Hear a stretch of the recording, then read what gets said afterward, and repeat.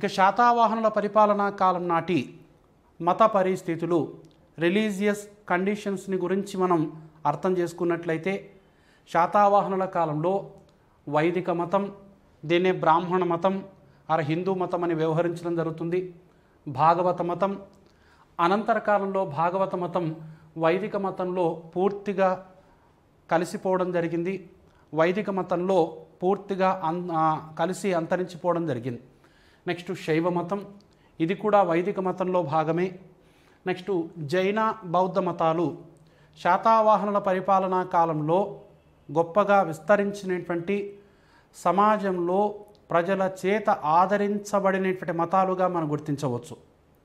So ఈ వైదిక మతాన్ని గురించి మనం ఒక్కసారి గమనించినట్లయితే, శాతవాహనుల పరిపాలనా కాలంలో వైదిక మతం అంటే ఏం కాదు, ఇది హిందూ మతంలో భాగమే. యజ్ఞ యాగాలు నిర్వహించి బ్రాహ్మణులకు విరివిగా గోదానం, భూదానం, సువర్ణదానం, ఇతరత్ర దానాలు నిర్వహించినట్లయితే వైదిక మతం బాగా డెవలప్ అయినట్లుగా మనం గుర్తించవచ్చు. వైదికం అంటే వేదాల సహితంగా ఆవిర్భవించినటువంటి మతం. శాతవాహనుల పరిపాలనా కాలంలో ప్రారంభం నుండి కూడా వైదిక మతం చాలా బలంగా ఉండేది అని చెప్పుకోవడానికి మనకు చాలా ఆధారాలు ఉన్నాయి. అందులో శాతవాహనుల్లో మూడో చక్రవర్తి అయినటువంటి మొదటి శాతకర్ణి,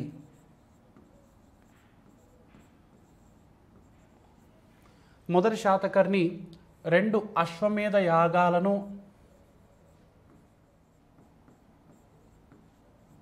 1 రాజసూయ యాగాన్ని,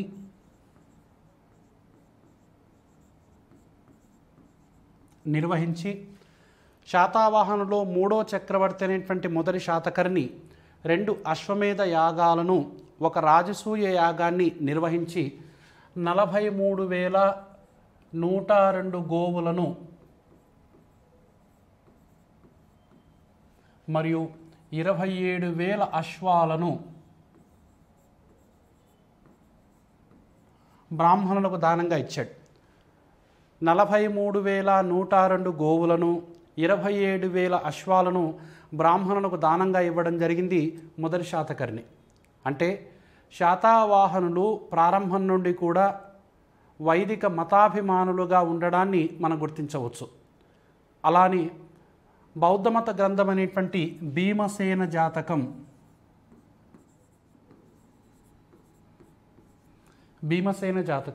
బౌద్ధమత గ్రంథం అనేటువంటి జాతక కథల్లో ఒకటిగా ఉన్నటువంటి భీమసేన జాతకం ప్రకారంగా కూడా శాతవాహనుల కాలంలో వైదిక మతం చాలా బలంగా ఉంది అని భీమసేన జాతకంలో కూడా ప్రస్తావించడం జరిగింది. శాతవాహనుల కాలంలో వైదిక మతం చాలా బలంగా ఉంది అని బౌద్ధమత గ్రంథమైన భీమసేన జాతకంలో కూడా ప్రస్తావించడం జరిగింది. అలానే హాలుడు రచించినటువంటి గాథా సప్తసతి,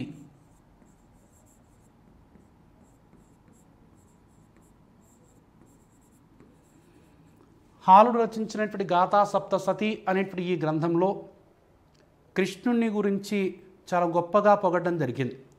కృష్ణుడిని దామోదరుడని, లక్ష్మీనారాయణుడని, మన్మధుడని, దామోదరుడని, లక్ష్మీనారాయణుడని, మన్మధుడని కృష్ణుడిని చాలా గొప్పగా పొగడడం జరిగింది గాథా సప్తసతి. అలానే గాథా సప్తసతిలో రాధా కృష్ణులకు సంబంధించినటువంటి అంశం మనకు ప్రస్తావించడం జరిగింది. రాధా కృష్ణుల ప్రణయ వృత్తాంతాన్ని, ప్రేమ వృత్తాంతాన్ని గాథా సప్తసతిలో చాలా స్పష్టంగా పేర్కొనడం జరిగింది. ఒక రకంగా రాధ పాత్రను చిత్రీకరించిన తొలి దక్షిణ భారతదేశపు గ్రంథంగా గాథా సప్తసతిని మనం గుర్తించవచ్చు. It's most important. రాధ పాత్రను చిత్రీకరించిన తొలి దక్షిణ భారతదేశపు గ్రంథం గాథా సప్తసతి. సో ఈ విధంగా వైదిక మతం అంటే వేదాల ద్వారా ఆవిర్భవించినటువంటి, బ్రాహ్మణిజాన్ని ప్రోత్సహిస్తున్నటువంటి మతమే ఈ వైదిక మతంగా మనం గుర్తించవచ్చు.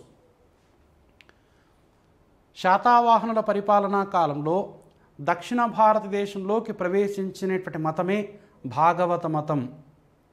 ఈ భాగవత మతం వాస్తవంగా ప్రాచీన భారతదేశ చరిత్రలో శుంగవంశీకుల పరిపాలనా కాలంలో ప్రారంభమైనట్లుగా చరిత్రకారులు గుర్తిస్తున్నారు. శుంగవంశీకుల పరిపాలనా కాలంలో కాశీపుత్ర భాగభద్ర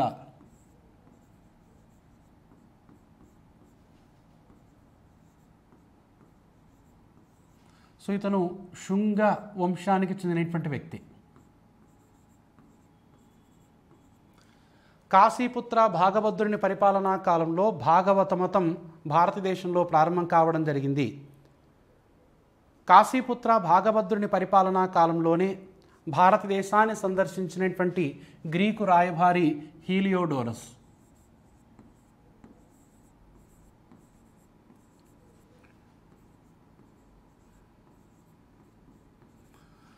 కాశీపుత్ర భాగభద్రుని పరిపాలనా కాలంలో భారతదేశాన్ని సందర్శించినటువంటి గ్రీకు రాయబారి హీలియోడోరస్ భారతదేశాన్ని సందర్శించిన తర్వాత భాగవత మతం యొక్క గొప్పతనాన్ని గురించి తెలుసుకొని తను భాగవత మతాన్ని స్వీకరించాడు. భాగవత మతం గొప్పతనాన్ని గురించి వివరిస్తూ, భాగవత మతం యొక్క ప్రాధాన్యతను గురించి వివరిస్తూ హీలియోడోరస్ మధ్యప్రదేశ్లో బేసానగర్ అను ప్రాంతం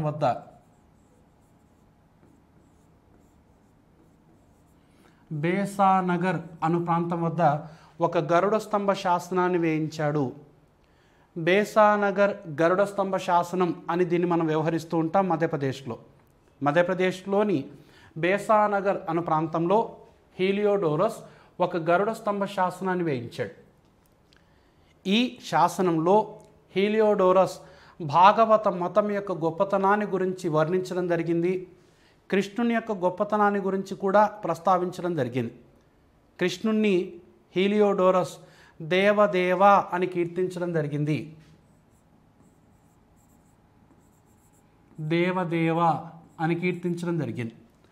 అలానే భాగవత మతాన్ని స్వీకరించిన తర్వాత హీలియోడోరస్ తనను తాను పరమ భాగవత అని ప్రస్తావించుకున్నాడు.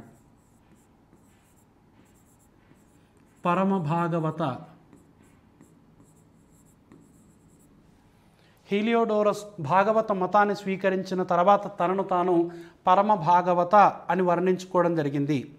సో ఈ విధంగా శుంగవంశీకుల పరిపాలనా కాలంలో భారతదేశంలో ప్రారంభమైనటువంటి ఈ భాగవత మతం దక్షిణ భారతదేశంలో శాతవాహనుల పరిపాలనా కాలంలో సౌత్ ఇండియాలోకి ప్రవేశించడం జరిగింది.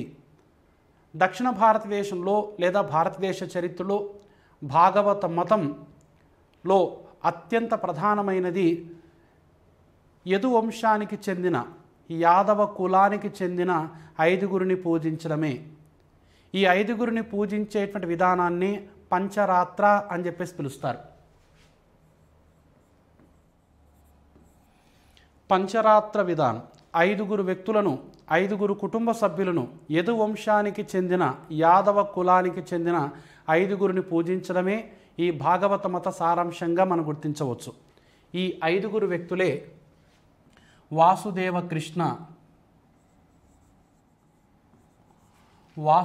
కృష్ణ,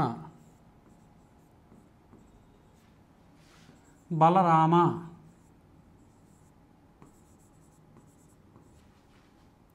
ఇతన్ని సంకర్షణ అని వ్యవహరిస్తారు. సాంబ,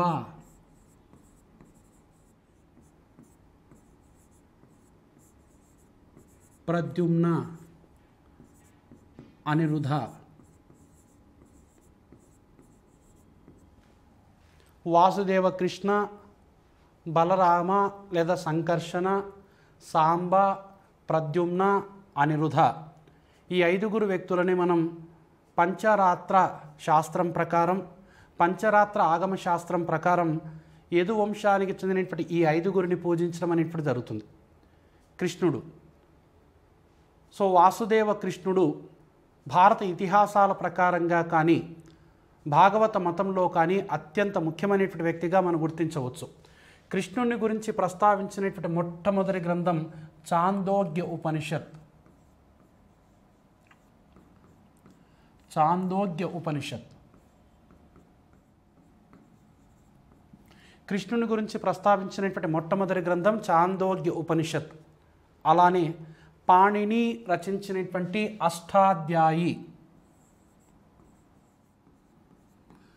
పాణిని రచించినటువంటి అష్టాధ్యాయి అనేటువంటి గ్రంథంలో కృష్ణుడు కంసుడిని ఎలా సంహరించాడో, కంస సంహారం ఎలా జరిగిందో పాణిని రచించినటువంటి అష్టాధ్యాయిలో సమగ్రంగా వివరించడం జరిగింది. అలానే పతాంజలి రచించినటువంటి మహాభాష్య అనేటువంటి గ్రంథంలో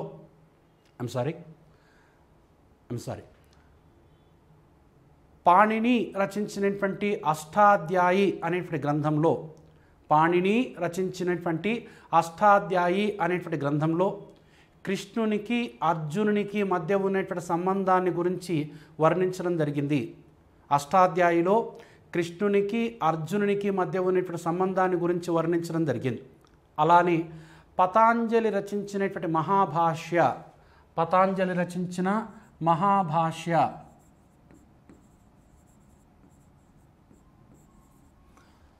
మహాభాష్య అనేటువంటి ఈ గ్రంథంలో కృష్ణుడు కంసుని ఎలా సంహరించాడో, కంస సంహారం ఎలా జరిగిందో చాలా స్పష్టంగా వర్ణించడం జరిగింది. అలానే జైనమత గ్రంథం అనేటువంటి ఉత్తరాధ్యాయన సూత్ర,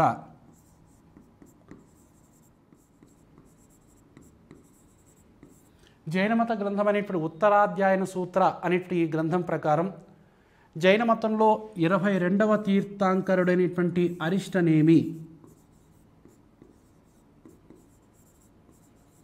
22వ తీర్థంకరుడైనటువంటి అరిష్టనేమికి బలరామకృష్ణులు దగ్గరి బంధువులు.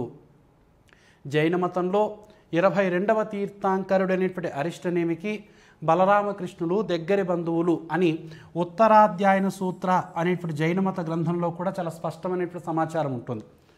వాసుదేవ కృష్ణుని యొక్క సోదరుడు బలరాముడు, ఇతన్నే సంకర్షణ అని కూడా వ్యవహరిస్తారు. కృష్ణుని యొక్క కుమారుడు సాంబ, మరో కుమారుడు ప్రద్యుమ్నుడు, మనమడు అనిరుద్ధుడు. సో ఈ 5 వ్యక్తులను పూజించడమే భాగవత మతం యొక్క సారాంశం. ఇందాకే మనం మాట్లాడుకున్నాం, గాథా సప్తసతి అనేటువంటి గ్రంథంలో కృష్ణుణ్ణి మన్మధుడని, దామోదరుడని, లక్ష్మీనారాయణుడని ప్రస్తావించడం జరిగింది. అలానే రాధా కృష్ణుల ప్రేమ వృత్తాంతం కూడా గాథా సప్తసతిలో చాలా స్పష్టమైనటువంటి సమాచారం ఉండడం జరుగుతుంది. శాతవాహనుల పరిపాలనా కాలంలో శైవ మతం అత్యంత గొప్పగా విరాజిల్లినట్లుగా మనం గుర్తించవచ్చు. దానికి గల బలమైనటువంటి ఆధారం ఏంటంటే, మనకు భట్టిప్రోలు శాసనంలో శివ అనేటువంటి పేరు కనిపిస్తుంది. భట్టిప్రోలు శాసనంలో శివ అనేటువంటి నామం అనే పేరు కనిపిస్తుంది. అలానే గాథా సప్తసతి అనేటువంటి గ్రంథంలో శివస్థుతితో ప్రారంభమై గౌరీ స్తోత్రంతో ముగుస్తుంది. గాథా సప్తసతి శివస్థుతితో ప్రారంభమై గౌరీ స్తోత్రంతో ముగుస్తుంది. గాథా సప్తసతిలో గణేశ, శక్తి దేవాలయాల ప్రస్తావించడం కూడా మనం గమనించవచ్చు. గాథా సప్తసతిలో గణేశ, శక్తి దేవాలయాల ప్రస్తావన కూడా ఉండడం జరిగింది. అంటే శాతవాహనుల పరిపాలనా కాలంలో శైవిజం అత్యంత గొప్పగా విరాజిల్లినట్లుగా మనం గుర్తించవచ్చు. దక్షిణ భారతదేశంలోనే లేదా మొత్తం భారతదేశ చరిత్రలోనే పూజలందుకున్న మొట్టమొదటి శివలింగం గుడిమల్లంలో కలదు. ప్రస్తుత తిరుపతి జిల్లాలో ఉన్నటువంటి గుడిమల్లంలో పూజలందుకున్నటువంటి శివలింగం శాతవాహనుల పరిపాలనా కాలంలో పూజలందుకున్న అతి ప్రాచీన శివలింగంగా మనం గుర్తించవచ్చు. ఈ గుడిమల్లం శివలింగాన్ని పరశురామేశ్వరలింగం అని వ్యవహరిస్తారు. గుడిమల్లం శివలింగాన్ని పరశురామేశ్వరలింగం అని వ్యవహరించడం జరుగుతుంది. ఇది మేల్ ఆర్గాన్ రూపంలో ఉంటుంది. పురుష జనాంగం రూపంలో ఉంటుంది గుడిమల్లంలోని శివలింగం. అంటే శాతవాహనుల పరిపాలనా కాలంలో శైవిజం అత్యంత గొప్పగా డెవలప్ అయినట్లుగా మనం గుర్తించవచ్చు.